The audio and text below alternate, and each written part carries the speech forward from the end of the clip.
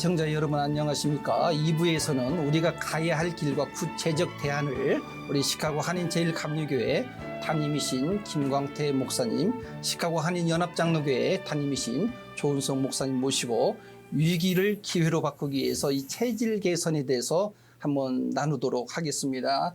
두 분 어서 오십시오. 예, 반갑습니다. 예, 감사합니다. 우리 일부에서도 좋은 말씀 해주셨는데 우리 두 분 증경 또 교협 회장이시고 우리 시카고 지역에서 오랫동안 목회를 하셨기 때문에 좀 예리한 시각을 가지고 아마 현실을 보실 거라고 믿습니다. 두 분 목사님 교회도 우리 연세 드신 분들이 많이 계시죠? 네. 아주 많습니다. 대부분이죠. 그래서 지금 사회에서 말하는 노인보다도 교회가 더 많은 것 같아요. 이제 그 시니어 어떻게 보면 이제 돌봄의 대상이 아니라 교회 이제 주축이 되는 마지막 보루라고 볼 수가 있는데 교회 또 영적 자산이 되지 않습니까? 그래서 앞으로 이 사역의 체계도 좀 많이 이제 바뀌어야 되지 않겠는가? 어떻게 생각합니까? 예, 맞습니다. 네. 그 말씀을 전적으로 동감하며 저는 저희 교회에 적용해서 세 가지 중요한 변화가 있어야 된다. 다 어렵지만 세 가지 차원에서 하나는 패러다임 시프트입니다. 네네. 그러니까 시카고 한인 교회들이 앞으로 10년 안에 제일 먼저 해야 될 패러다임 시프트인데 그 얘기는 은퇴 패러다임이 바뀌어야 됩니다. 네네. 은퇴 패러다임이 다 묶여서 뭐 70세면 이제 그만둬야 된다. 그거 아닙니다. 네네. 그리고 에이징 패러다임.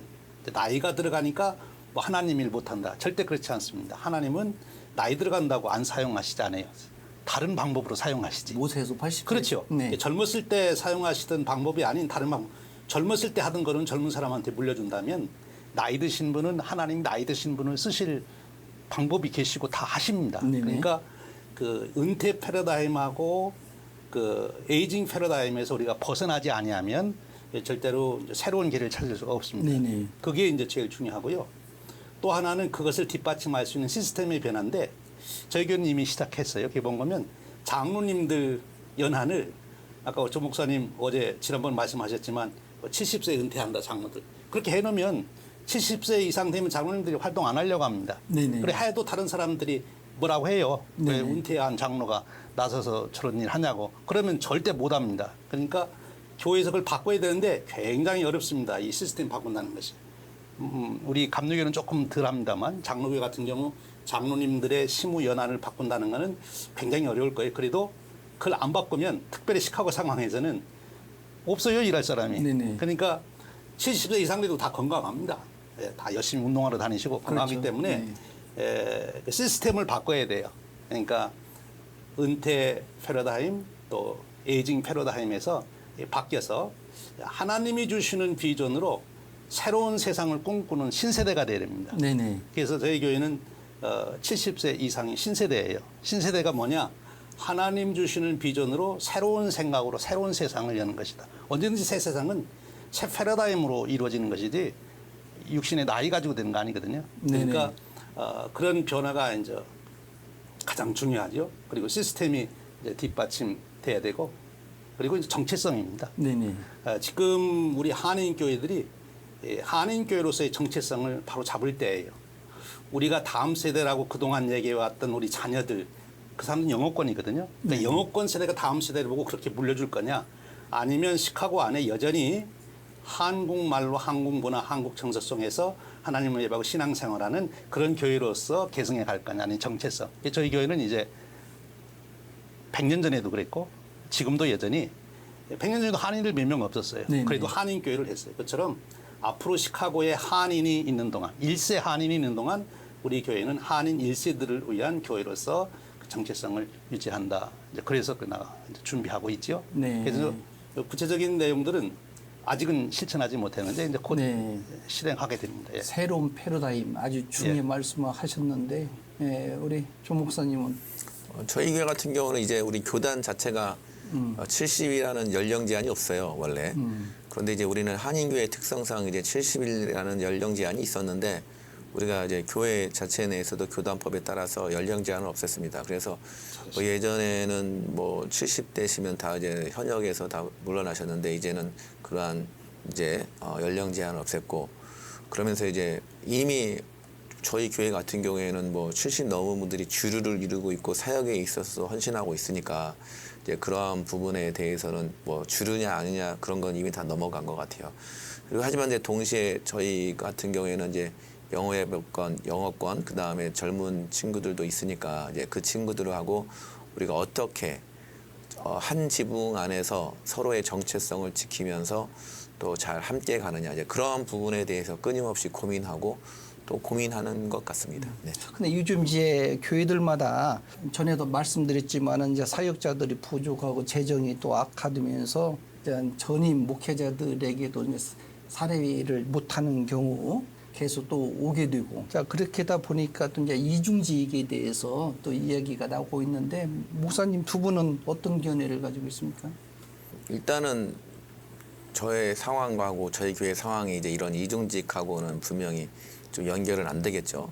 그런데 이제 실질적으로 뭐 좀 그런 부분에 있어서는 더 오픈 마인드가 필요하지 않을까라는 생각을 하고 있습니다.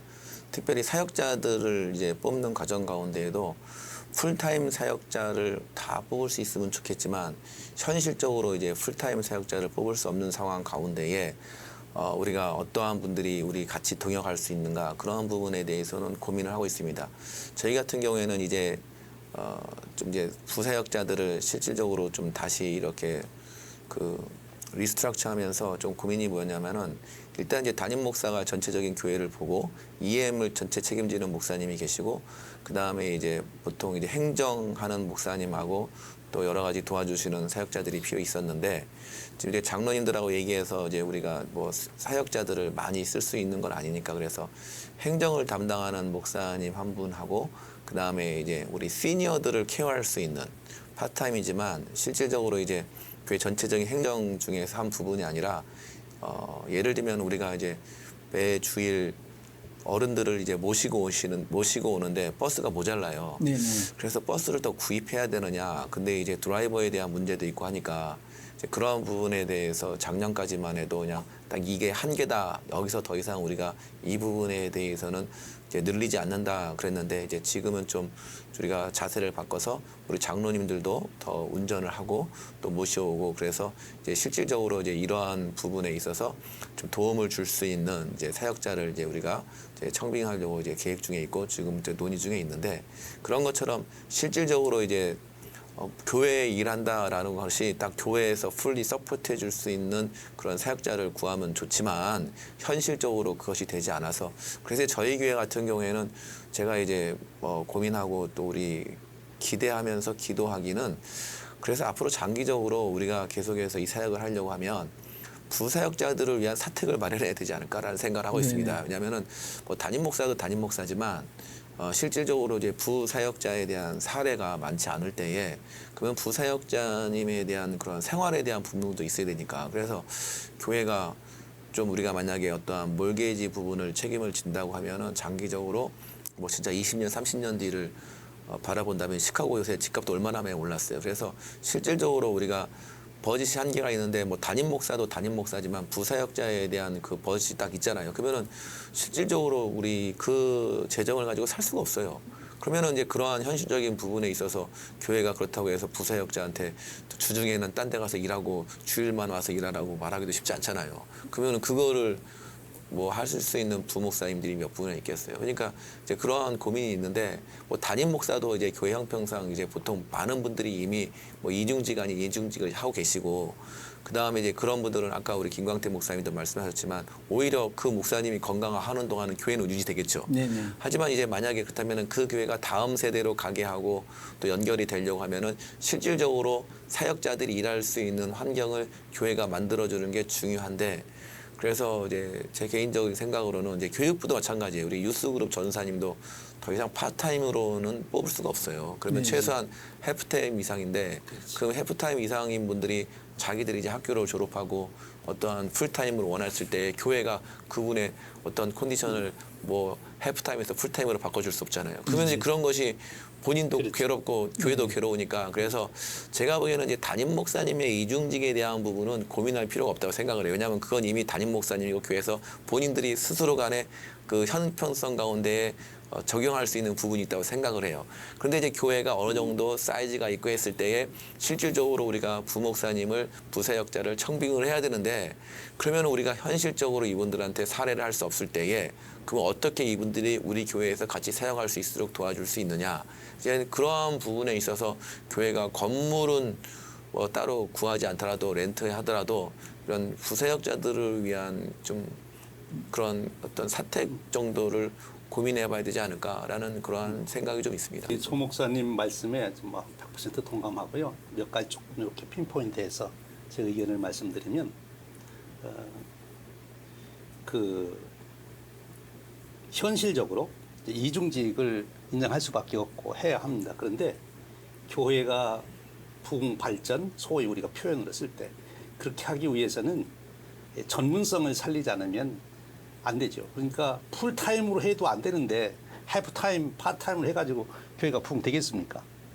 그러니까 지난번에도 말씀드렸지만 하나님이 이스라엘 백성들을 시스템적으로 레위인이나 제사장들이 그인만을 전문으로 하도록 하니까 그들의 제사제도나 율법의 전수나 이게 다 이루어졌지 그걸 아마추어식으로 버려뒀으면 그러니까 레위인이나 제사장들이 그런 혜택이라고 그럴까요? 그런 조건을 안 해줬으면 아마 없어졌을 겁니다. 그러니까 이스라엘 민족이 그들의 신앙을 유지할 수 있는 시스템을 하나님이 기가 막히게 만들어 놓으신 거예요.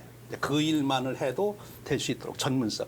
그러니까 지난 기독교 2000년 동안에도 교회가 크면 항상 풀타임 사역자가 있었지. 교회가 크니까 뭐 사람들 봉사할 사람 많으니까 우리 풀타임 사역자 빼고 뭐 해프타임으로 합시다. 이렇게는 안 해왔어요. 네. 선교적 차원에서 처음에는 바울처럼 텐트메이커를 했지만 그러나 결국 교회가 세워지면 풀타임 목회자가 필요로가 되는 것입니다. 그러니까 풀타임 사역하는 것이 결국 교회를 세워가는 거고요. 시카고 교회가 미국 전체 중에서 목회자 구하기 힘들다 뭐 이런 얘기를 하는데요.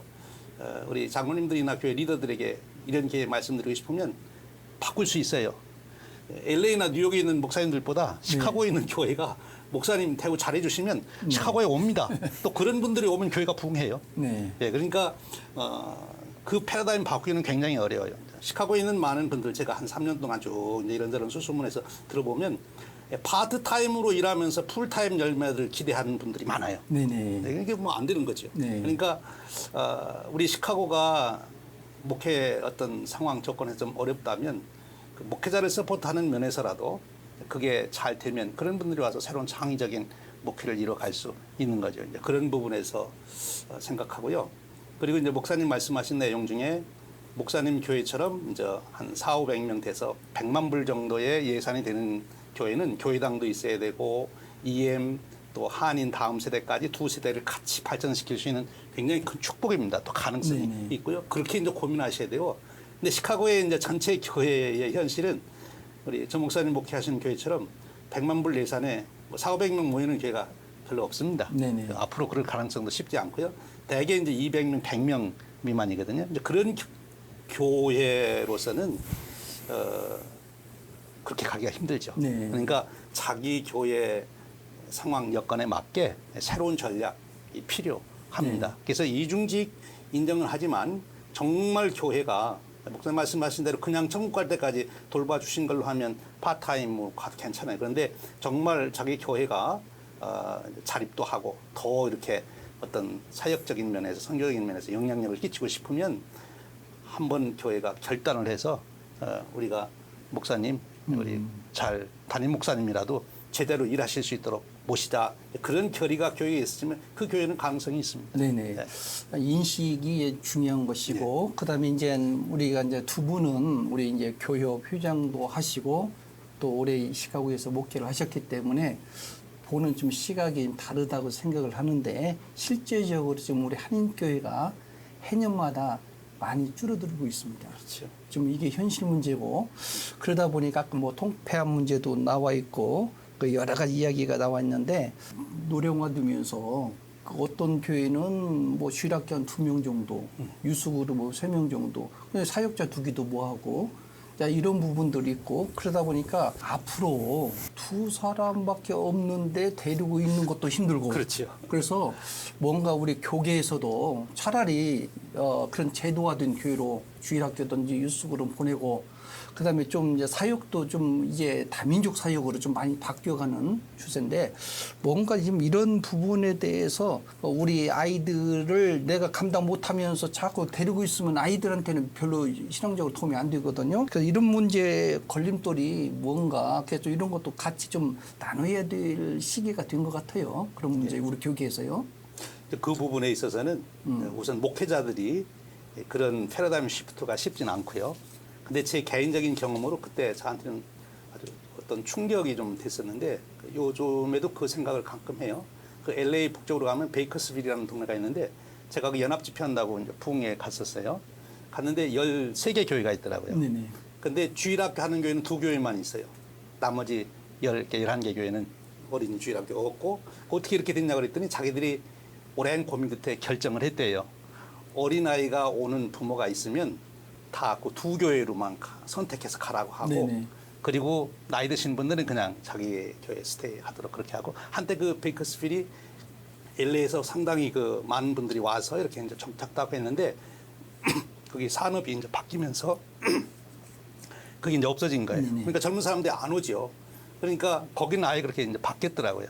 그러면서 교인들도 이제 더 이상 다른 교회 부흥이라는 기대를 안 하고 목사님들한테도 그 요청 안 해요. 그냥 앞을 쫙서 기도해 주시고 성경 말씀 잘 가르쳐 주시고 내 인생 여정에 하나님 말씀 의지하며 살도록 인도해 주시면 만족합니다. 이제 그런 생각을 가지고 있고 그러니까 다들 편안하게 목회하세요. 네네. 물론 이제 전체적인 교회는 열악하기도 하지만 근데 그렇게 이제 됐는데 우리 시카고 같은 도시는 이제 그게 쉽지 않죠. 왜냐하면 이제 이게 그래도 시카고라고 하는 도시 속에 있고 한인 인구가 있기 때문에 우리 교회에 온 사람을 내가 케어 못한다고 해서 저 교회 가십시오. 우리 목회자들로서 쉽지 않습니다. 네네. 그리고 그거는 교인들도 같이 그렇게 해줘야 되거든요. 자기네 교회 정체성을 생각하고 우리 교회는 앞으로 사역의 방향이 이렇습니다. 이렇게 딱 정해지면 되는데 이제 목회자한테 이제 컴플레인을 하죠. 네네. 그러니까 다른 면에서 불평이 있는데 그건 말 못하고 자기가 개인적인 얘기는 못하니까 왜 우리 교회는 애들이 없냐. 목사님이 목회를 왜 젊은 사람들 목회를 지금 지향해야지 지금 우리 교회 이러다 네. 다 나이 든 사람 죽으면 우리 교회 없어진다. 목사님의 목회를 이렇게 이제 나오기 때문에 목사님들도 오라고 하는 것도 그런데 가라고 했다가는 당장 교회 사임하라고 어쨌든 안 되는 겁니다. 그래서 그런 네. 부분이 우리 시카고가 정말 심도 있게 생각하고 서로 네. 목회자든 교회 리더들이든 한번 재정리해야 될 필요가 있는 거죠. 네. 그 부분은 교단이 해야 될 일이라고 생각합니다. 각 교회가 알아서 뭐 친분이 있어서 한다고 해도 목사끼리 친하다고 해서 또 그 목사님이 사임한다든지 또 뭐 딴 데로 간다든지 하면은 다시 남아있는 분들끼리 그것들이 고민이 되는 거고 그 다음에 우리가 장담한다고 해서 각 개교회들이 책임질 수 있는 부분이 아니기 때문에 이제 그래서 그 부분에 있어서는 이제 저 개인적으로는 교단의 역할이 그래서 중요하지 않을까. 그래서 각 교회 어차피 이제 독립교회들은 독립교회대로 나름대로 비전을 가지고 가시는 거고, 그 다음에 이제 저희 같은 교회는 교단이 일단 기본적으로 교회에 대한 재산권을 분명히 가지고 있고, 또 그러한 부분에 있어서 뭐 우리가 재산을 팔고 또 사고할 때도 다 노예의 허락을 받아야 되는 것이고, 목사 청빙도 마찬가지고, 그리고 이제 어느 순간 되면은 자체적으로 청빙을 할 수 없는 그런 상황이 올 때에 이제 그러한 건물들이라든지 이제 그러한 상황들을 어떻게 할 것인가. 그래서 이제 그때 이제 교단의 역할이 중요하지 않을까라는 생각이 듭니다. 그래서 이게 뭐 목사님도 말씀하셨지만 목사끼리 한다고 해도 될 것도 아니고 그 다음에 뭐 평신도끼리 해도 되는 것도 아니고 그 다음에 같이 모여서 이야기를 할 때는 각자의 어떤 환경과 상황이 틀리기 때문에 그게 미리 선도적으로 가면 참 좋은데 그렇지 못하는 경우가 많기 때문에 대부분 우리가 이제 막다른 어떠한 상황에 딱 그 닥쳤을 때 하는데 이제 한국 교회 정서가 틀린 게 뭐 우리 시카고 지역에도 미국 교회가 이제 교회 문을 닫기 전에 그 교회 건물을 뭐 한인 교회라든지 다른 인종한테 팔고서 그 있는 재정을 가지고 우리가 이 돈을 가지고 있을 동안은 우리가 예배를 드리게 해달라. 그리고 그 돈을 가지고 뭐 그 목사 담임 목사 살해하고 4, 5년 지난 다음에 딱 교회 뭐 문 닫고 이제 뭐 떠나고 하는 것도 봤어요. 그러니까 뭐 그게 미국 교회는 또 그렇게 하지만 한국 교회는 정서상 뭐 그렇게 뭐 우리가 팔아가지고 우리 있는 동안에 목사님 월급 주고 끝냅시다라고 얘기할 수 있는 거 아니잖아요. 그러니까 그런 환경적인 부분이 틀리니까 그래서 이러한 부분에 대해서는 연합하고 한다고 하는 것은 실질적으로 이제 특별히 이제 교단이 좀 나서야 되지 않을까라는 생각을 합니다. 현재 시카고 이제 지역에서 참 그래도 시카고 하면 선교에 가장 좀 알려진 우리 그렇죠. 한인 사회 속에서도 한인교회가 알려져 있지 않습니까? 근데 이 선교 패러다임도 이제 많이 이제 바뀌어가고 있는데 우리가 나가는 선교보다도 지금 현재 우리 시카고 지역에 다민족들이 많은 것 같아요. 그래서 이제 이 다민족 선교의 좀 체질도 우리가 좀 전환시키는 것도 중요하지 않겠는가. 자, 이런 맞습니다. 부분에 대해서 예. 목사님 이제 그 질문에 대한 내용을 읽고 우리가 진짜 생각해야 될 일이구나 하는 걸 했어요. 우리 시카고가 한인 선교에 굉장히 중요한 영향을 끼쳤습니다. 세계 한인 선교사 네, 대회를 우리가 네. 오랫동안 유치하면서 전 세계 여러 민족 여러 나라의 선교사들을 파송하고 후원하는데 아주 좋은 영향을 줬거든요. 그런데 이제 시대가 바뀌어서 지금 목사님 지적하신 대로 그렇게 나가는 게 어렵게 됐어요. 시카고에 있는 교회들이. 네. 나가는 교회도 있긴 있습니다만 70세 이상 되시면 단기 선교하기 힘듭니다. 네네. 그러니까 시카고 안에 이미 와 있는 우리 주변에 있는 다민족 형제 자매들에게 복음을 전하는 일을 사실 해야 되는데 네네. 저는 그런 생각을 해봤어요. 우리가 세계 선교사 대회를 해서 세계에 있는 선교사들이 모였다가 은혜 받고 또 각 세계로 흩어졌듯이 시카고 안에 현재 여기 있는 다민족 선교를 하고 있는 교회들이나 그런 비전이 있는 교회들이 모여서 세계 선교사 대회 하던 것처럼 우리도 선교 대회 좀 네네. 한번 하자. 네네. 그러면 훨씬 더 인크레지가 되고 그걸로 인해서 시카고 안에 한인 교회로서의 정체성, 위상, 사명 이런 새로운 길을 찾을 수 있다 보거든요. 그러니까 그렇게 가야 되는데 구체적인 방법으로 옛날 휘튼 칼리지에서 세계 선교사 대회 하듯이 이제 우리 시카고에 있는 다민족 선교를 위해서 그런 뜻이 있는 교회들이 모여서 선교대회 같이 하자. 네네. 그리고 전략도 같이 세우고 네네. 혼자 하기 힘들거든요. 같이 하면 훨씬 쉽고 네. 효과적이고 그 일을 한번 하면 참 좋겠어요. 네. 몇 달 전에 다솜교회에서 선교대회를 5개 대륙에 있는 선교사님들 네네. 모셔다가 해서 제 개인적으로 상당히 인상적이었는데 예, 제 같은 경우에는 이제 물론 선교라는 게 여러 가지 있지만 이제 지난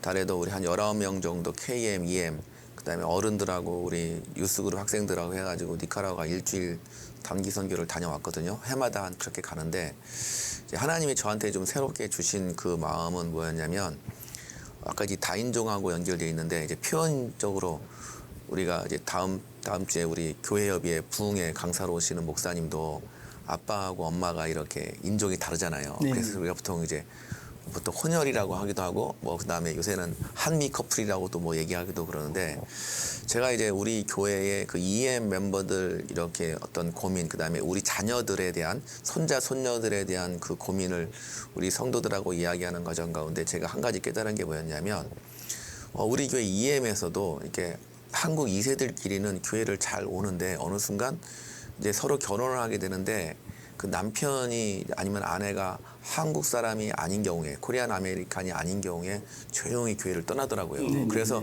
지금 이제 실질적으로 저희 교회 이제 다른 인종 이렇게 그 한미 커플도 있긴 있는데 실질적으로 뭐 우리 교회 교인들의 90% 이상, 95% 이상이 다 코리안이라는 정체성이 있는데 그래서 좀 그러한 부분에 대해서 더 열린 마음도 가지고 기도해야 되겠다는 마음이 들었어요. 왜냐하면은 그 손자 손녀를 이제 할아버지 할머니가 교회를 데리고 와서 또 열심히 신앙생활을 하는데 초등학교 때까지 엘레멘터리 스쿨 때까지는 썬데이 스쿨로 오는데 유스그룹 진행하면서 유스그룹으로 올라가면서 점점 좀 멀어지더라고요. 그리고 안 나와요. 네.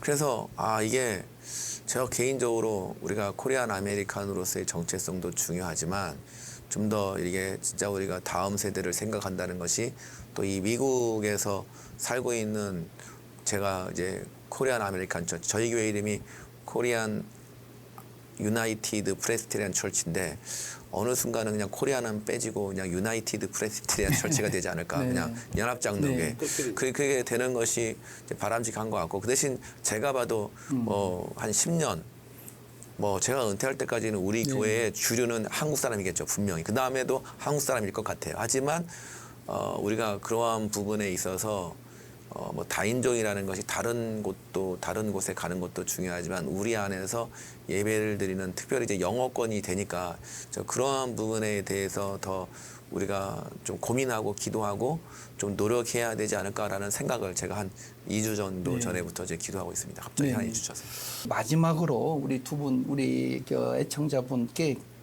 격려와 소망의 말씀 전해주시죠. 하나님께서 우리 한민족을 우리 미국 땅 특별히 시카고에 심으신 것은 하나님의 귀한 비전이 있기 때문입니다. 우리 시카고에 살고 있는 우리 모두가 나이에 관계없이 하나님의 비전을 늘 바라보고 묵상하고 그것을 자기의 비전으로 삼고 사명으로 삼고 살아가는 우리 모든 우리 시카고에 있는 우리 성도님들 또 우리 한인들이 됐으면 참 감사하겠어요. 네, 그 말씀 나누고 싶습니다. 제 개인적으로는 이제 비전이라는 것을 이야기할 때 무엇인가 새로운 것을 해내는 것도 또 새로운 것을 향해 가는 것도 중요하겠지만 그 자리를 지키는 것도 되게 중요하다고 생각을 합니다. 고통과 고난 가운데 환난 가운데에 또 여러 가지 불평하고 불만할 수 있는 이유들이 있겠지만 하나님께 기도하며 그 자리를 지키는 것도 되게 중요하다고 생각을 하고 그 자리를 지킬 때 하나님께서 주시는 그 은혜가 분명히 있는 것 같고 그 은혜를 경험하면서 더 큰 믿음으로 더 큰 어떤 비전을 가지고 나아갈 수 있는 것 같아요. 아마 시카고 기독교 방송국도 이 자리를 지켰기 때문에 그 다음이 있는 것 아니겠습니까? 그리고 이제 우리 목사님도 그렇고 스태프들도 그렇고 그 다음을 위해서 지금 자리를 지키는 것.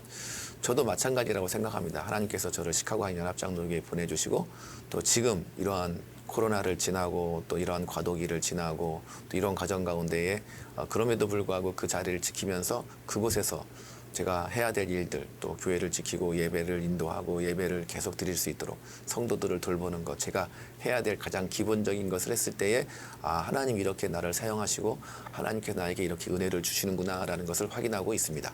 마찬가지로 우리 시카고 지역에 있는 성도들 교회 우리 목사님들도 마찬가지라고 생각을 합니다.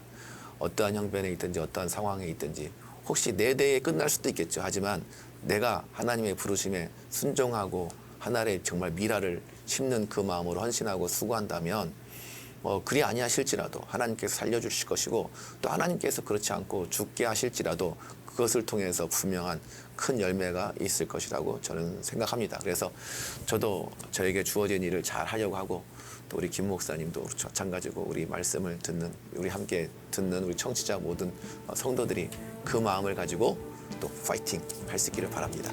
네, 지금까지 김광태 목사님, 조은성 목사님과 함께 우리 한인 우리 교회를 진단하는 그런 시간을 가졌습니다. 우리 두 분께 감사드립니다. 네, 감사합니다. 네. 감사합니다. 진행의 김영문 목사였습니다. 저는 다음 이 시간에 뵙겠습니다. 감사합니다.